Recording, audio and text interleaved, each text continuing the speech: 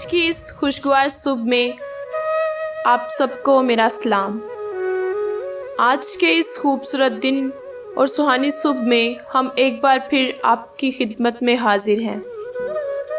حسب معمول ہم اپنے دن کا آغاز خدائے بزرگ کی حمد و ثنا کرتے ہوئے کریں گے۔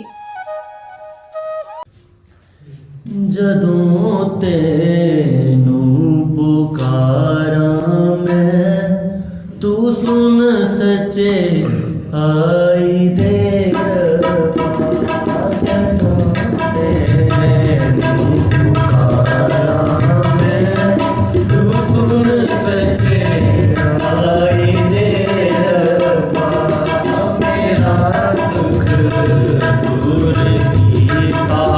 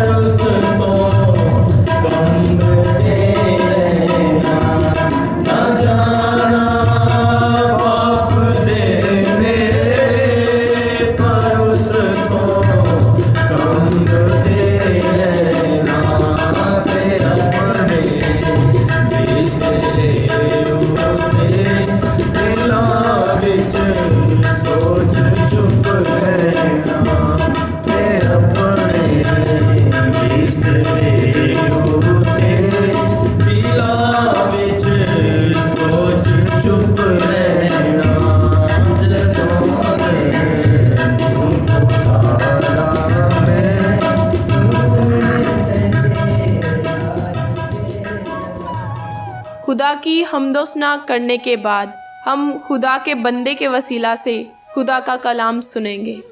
مسیح میں آپ سب کو سلام۔ میرے ساتھ نکالیے گا پیدائش کی کتاب، اس کا 8واں باب اور اس کی 6 آیت سے لے کے 12ویں آیت تک۔ کوئی بھی بھائی یا بہن پڑھنے میں رہنمائی کر دیں۔ اور 40 دن کے بعد یوں ہوا کہ نوح نے کشتی کی کھڑکی جو اس نے بنائی تھی کھولی، اور اس نے ایک کوے کو اڑا دیا، سو وہ نکلا اور جب تک کہ زمین پر سے پانی سوکھ نہ گیا ادھر ادھر پھرتا رہا۔ پھر اس نے ایک کبوتری اپنے پاس سے اڑا دی تاکہ دیکھے کہ زمین پر پانی گٹا یا نہیں، پر کبوتری نے پنجہ ٹکنے کی جگہ نہ پائی اور اس کے پاس کشتی کو لوٹ آئی، کیونکہ تمام روئے زمین پر پانی تھا۔ تب اس نے ہاتھ بڑھا کر اسے لے لیا اور اپنے پاس کشتی میں رکھا، اور 7 دن ٹھہر کر اس نے اس کبوتری کو پھر کشتی سے اڑا دیا، اور وہ کبوتری شام کے وقت اس کے پاس لوٹ آئی اور دیکھا تو زیتون کی ایک تازہ پتی اس کی چونچ میں تھی۔ تب نوح نے معلوم کیا کہ پانی زمین پر سے کم ہو گیا، تب وہ 7 دن اور ٹھہرا، اس کے بعد پھر اس کبوتری کو اڑایا، پر وہ اس کے پاس پھر کبھی نہ لوٹی۔ آمین۔ خداوند کے زندہ کلام کے پڑھے سنے اور سمجھے جانے پر خداوند کی خاص برکت ہو۔ ابھی جو حوالہ ہم نے پڑھا، آپ سب لوگ جانتے ہیں کہ ہم ایک سلسلے کے تحت یہ پیغامات سیکھ رہے ہیں کہ جس میں ہم حضرت نوح کی زندگی پر اور جو اس کے دور میں طوفان آیا اس پر ہم غور کر رہے ہیں، اور اس میں دیکھ رہے ہیں کہ کون کون سے سبق ہمارے لیے ہیں۔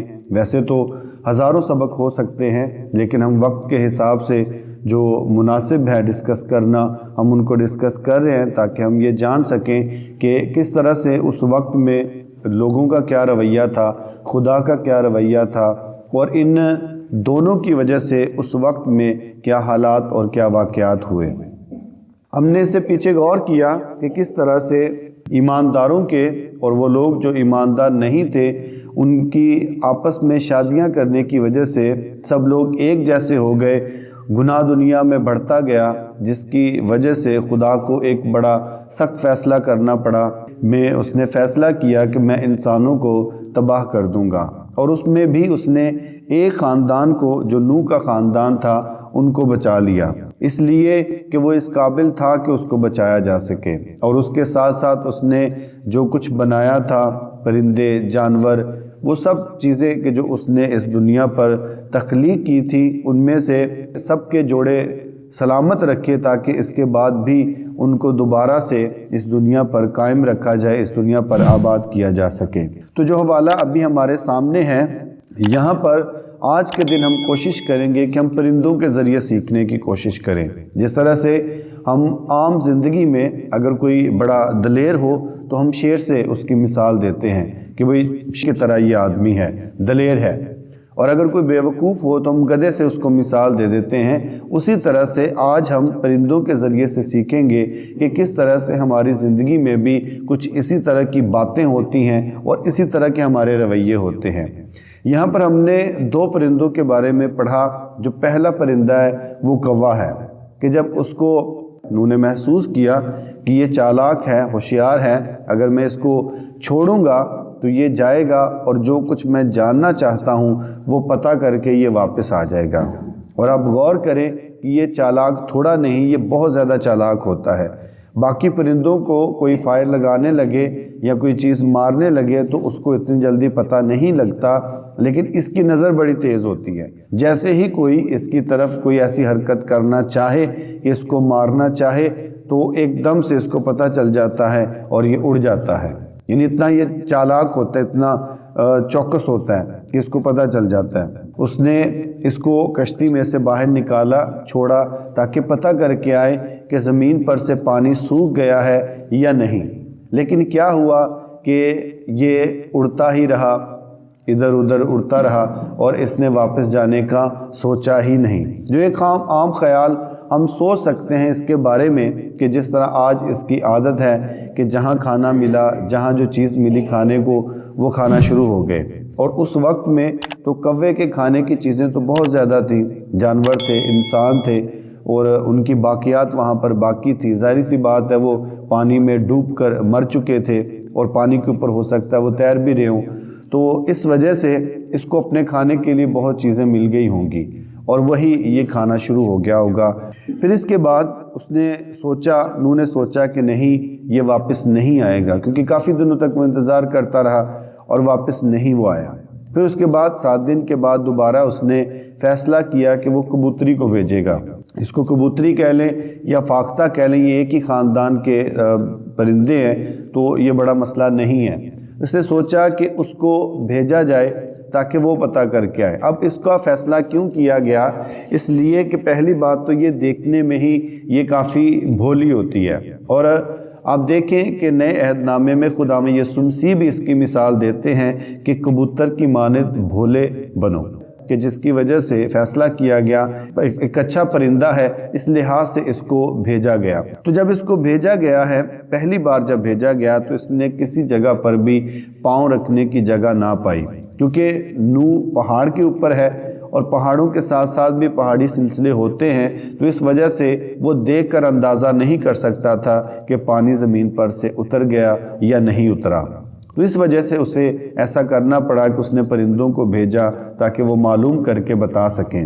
کیا ہوا کہ وہ واپس آ جاتی ہیں، پھر اس کے بعد 7 دن کے بعد دوبارہ اس نے بھیجا کہ وہ جائے اور پتہ کر کے آئے۔ اب جب وہ جاتی ہے، زیتون کے درخت کی ایک پتی ملتی ہے کہ جو نئی نکلی ہوئی تھی، کیونکہ زمین پر سے پانی کم ہو چکا تھا، تو اس کو ایک پتی ملتی ہے۔ وہ پتی اس نے اپنی چونچ میں رکھی اور وہ لے کر اس کے پاس آ جاتی ہے، اور یہ اس بات کا پیغام تھا کہ پانی اس قدر کم ہو چکا ہے کہ اب جو درخت ہیں وہ دوبارہ سے اپنے پتے نکالنا شروع ہو گئے ہیں۔ اب درخت جو ہے اگر زمین پر کیچڑ بھی ہو تو تب بھی وہ بڑھ سکتے ہیں، وہ اپنے پتے نکال سکتے ہیں، پھل دے سکتے ہیں، لیکن انسان کے رہنے کے لیے ابھی بھی جگہ نہیں تھی کہ وہ اپنے پاؤں کو ٹکا سکے۔ اس نے پھر 7 دن اور انتظار کیا، اور 7 دن کے بعد جب اس نے اس کو چھوڑا تو اس کے بعد وہ کبھی اس کے پاس واپس نہیں آئی۔ اب یہ تیسری بار یہ بھی واپس نہیں آتی تو اس میں کوئی اچنبے کی بات نہیں ہے، بلکہ یہ مناسب تھا، اس لیے کہ اب اس کے پاؤں رکھنے کی بھی جگہ تھی، اور وہ بھی اس بات کو جان سکتا تھا، نوح بھی اس بات کو جان سکتا تھا کہ اگر وہ واپس نہیں آئی تو اس کا مطلب ہے کہ ضرور اس کے رہنے کے لیے، اس کے گھومنے پھرنے کے لیے جگہ مناسب ہے۔ تو اس وجہ سے اس نے بھی اس بات کی ٹینشن نہیں لی، بلکہ اس نے یہی مناسب جانا کہ اب زمین پر سے پانی سوکھ چکا ہے، اور اس کی کنفرمیشن خدا نے کر دی کہ خدا نے اس کو کہا کہ زمین پر سے پانی سوکھ چکا ہے، تو اپنے بچوں کو، ان کی بیویوں کو، اپنی بیوی کو، جانوروں کو لے کشتی پر سے اترا۔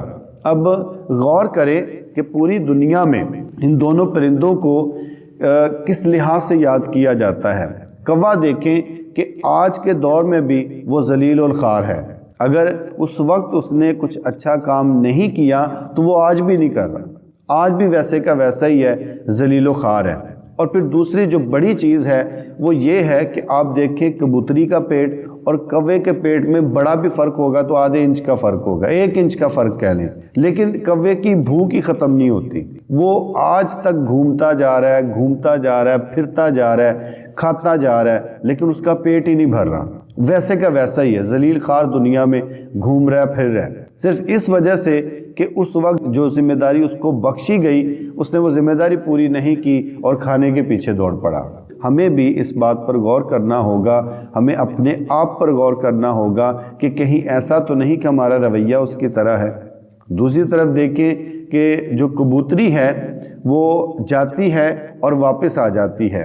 آج کے دور میں بھی آپ دیکھتے ہیں کہ کچھ لوگ ان کا استعمال کرتے ہیں کھیلنے کے لیے، حالانکہ وہ مناسب نہیں ہے۔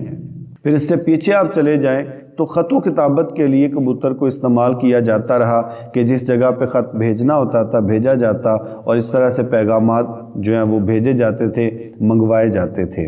اور دنیا میں جو فاختہ ہے یا کبوتر ہے اس کو امن کی نشانی سمجھا جاتا ہے، اور کئی ساری کمپنیز ایسی ہیں کہ جس میں آپ ان کا لوگو دیکھیں گے کہ ایک کبوتر ہے یا فاختہ ہے اور اس کی چونچ میں ایک پتی ہے، جو اس بات کی علامت ہے کہ زندگی پھر سے شروع ہونے والی ہے۔ اور یہی پیغام دنیا میں آج تک کبوتری کے ذریعے سے، فاختہ کے ذریعے سے دیا جا رہا ہے کہ یہ امن کی نشانی ہے، یہ نئی زندگی کی نشانی ہے۔ ہم نے اس بات پر غور کرنا ہے کہ ہم کوے کی زندگی جینا چاہتے ہیں یا فاختہ کی زندگی یا کبوتری کی زندگی، ہم امن کی زندگی جینا چاہتے ہیں یا ذلیل و خوار زندگی جینا چاہتے ہیں۔ کیا فاختہ کو کھانا نہیں ملتا؟ فاختہ آج بھی کھاتی ہے، لیکن اس کے دل میں یہ گہرا یقین موجود ہے کہ جب میرے کھانے کا وقت ہوگا تو خدا میرے کھانے کا انتظام کر دے گا۔ وہ پورے وقت پر نکلتی ہے، کھانا لیتی ہے، لا کے اپنے بچوں کو کھلاتی ہے، وہ ذلیل و خوار نہیں ہوتی۔ اس کے دل میں اتنا پختہ یقین کامل ہے کہ میرا کھانا خدا نے بندوبست کر دیا ہے۔ وہ جاتی ہے، اکٹھا کر کے لاتی ہے، خود بھی کھاتی ہے، بچوں کو بھی کھلاتی ہے۔ اور یہی رویہ میرا اور آپ کا ہونا چاہیے تاکہ دنیا ہمیں بھی اچھے الفاظ میں یاد کرے۔ آپ دیکھیں کہ اس نے اس وقت میں ایک چھوٹا سا کام کیا ہے اور دنیا آج تک اس کو یاد کرتی ہے، بلکہ اس کو سامنے رکھ کر اپنی زندگی کو سنوارنے کی کوشش کرتی ہے۔ ہم بھی اپنے آپ پر غور کریں، کیا ہم کوے کی زندگی جی رہے، صرف پیٹ کے پیچھے بھاگ رہے ہیں کہ پیسہ آ جائے پیسہ آ جائے، یا ہم کچھ ایسا بھی کر رہے ہیں کہ جس سے جو ہمارا مالک ہے وہ خوش ہو؟ کبوتری نے اپنے مالک کو خوش کیا نا کہ وہ واپس آ جاتی ہے۔ پھر اس کے بعد جو 3 دفعہ اس نے ایسا کیا، یعنی کہ 2 دفعہ وہ واپس آ جاتی ہے اور تیسری دفعہ واپس نہیں آتی۔ جیسے ہمارے ملک کے بڑے مشہور مصنف ہیں اشفاق احمد، وہ بھی یہ کہتے ہیں کہ محبت ہمیشہ گھاٹے کا سودا ہے، اور یہی مسیحیت ہے کہ اگر آپ چاہتے ہیں کہ مسیحی بن جائیں یا مسیحیت میں آ جائیں یا ایک کبوتر کی یا فاختہ کی شکل اختیار کر لیں، تو اس کے لیے آپ کو گھاٹے کا سودا کرنا پڑتا ہے۔ اب دیکھیں، کیا فاختہ کا پیٹ نہیں بھرتا؟ اس کا بھی پیٹ بھرتا ہے، خدا اس کو بھی دیتا ہے اور آج تک اس کو دے رہا ہے، اور اس کو عزت بھی ملی ہے، روٹی بھی ملی ہے۔ اور یہی چیز ہے کہ ہم نے فیصلہ کرنا ہے کہ ہم نے کون سی زندگی گزارنی ہے، کوے کی زندگی گزارنی ہے یا فاختہ کی یا کبوتر کی زندگی گزارنی ہے۔ خداوند آج کے کلام کے وسیلے سے ہمیں بہت برکت اور ایمان بخشے۔ یقیناً آپ سب نے کلام کے وسیلہ سے برکت پائی ہوگی۔ آئیے ہم کلام مقدس کے لیے اور ساری عبادت کے لیے شکر گزاری کریں گے، اور یہاں موجود لوگوں کے لیے اور آن لائن سننے اور دیکھنے والوں کے لیے دعا کریں گے اور برکت چاہیں گے۔ بزرگ آسمانی باپ، ہم تیری شکر گزاری کرتے ہیں آج کے دن، اس وقت اور اس لمحے کے لیے جو تو نے ہمیں بخشا، کہ ہم تیری حمد کریں، تمجید کریں اور تیرے نام کو دھن باد کہیں۔ شکر گزاری کرتے ہیں آج کے خوبصورت کلام کے لیے جو ہماری ضرورت کے مطابق ہمیں بخشا گیا۔ دعا ہے کہ یہ پھلدار ثابت ہو اور ہم 30 گنا، 60 گنا اور 100 گنا پھل لانے والے ہوں۔ شکر گزاری کرتے ہیں عبادت میں شامل تمام لوگوں کے لیے جنہوں نے تیری حضوری میں آنا اہم سمجھا۔ ان سب کے لیے تیری برکت، سلامتی اور ایمان میں بڑھوتری کی دعا کرتے ہیں۔ اسی طرح شکر گزاری کرتے ہیں ان سب بہن بھائیوں، بچوں اور بزرگوں کے لیے جو آن لائن اس عبادت میں شامل ہوں گے۔ ان سب لوگوں کے لیے تیرے حضور سے برکت، سلامتی اور ایمان افروزی کی دعا کرتے ہیں۔ دعا کرتے ہیں ان سب لوگوں کے لیے جو بڑے ایمان کے ساتھ اس عبادت میں شامل ہوئے تاکہ اپنی بیماری، کمزوری سے نجات پا سکیں، اور اسی طرح آن لائن بھی جو ایمان کے ساتھ شامل ہوتے ہیں وہ شفا پائیں، اور تیرا یسوع نام ان سب کی زندگیوں میں عزت اور جلال پائے۔ فضل بخشنا کہ ہم کل کے دن بھی اس عبادت میں شامل ہو کر تیرے حضور سے برکت، سلامتی اور شفا پا سکیں۔ آمین۔ یقیناً آج کی یہ عبادت آپ کے لیے بابرکت رہی ہوگی۔ اجازت چاہیں گے۔ مسیح میں آپ سبوں کو سلام۔